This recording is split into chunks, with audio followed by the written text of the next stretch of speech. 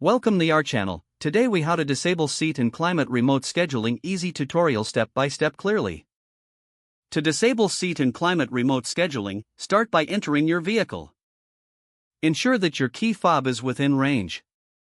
Turn on the ignition without starting the engine. Access the main menu on your vehicle's touchscreen display. Locate the settings icon and tap on it. Scroll down until you find Remote Features. Select Remote Features to open the options. Look for Seat and Climate Scheduling.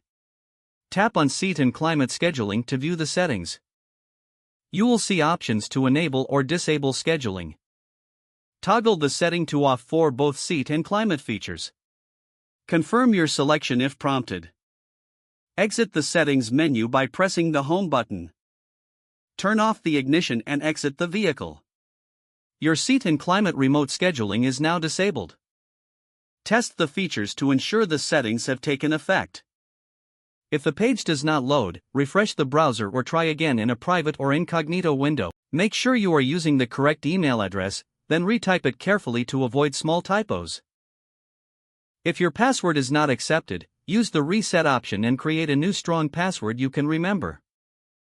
Check your spam folder for verification or security emails, then complete any requested confirmation steps.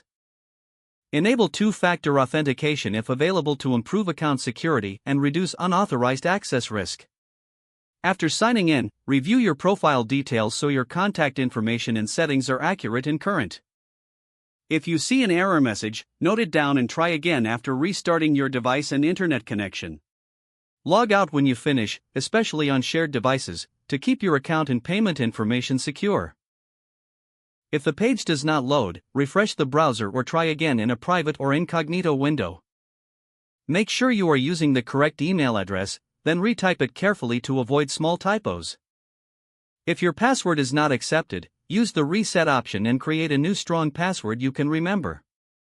Check your spam folder for verification or security emails, then complete any. Enable two-factor authentication if available to improve account security and reduce unauthorized access risk. After signing in, review your profile details so your contact information and settings are accurate and current. Don't forget to like this video and subscribe to our channel for more step-by-step tech guides.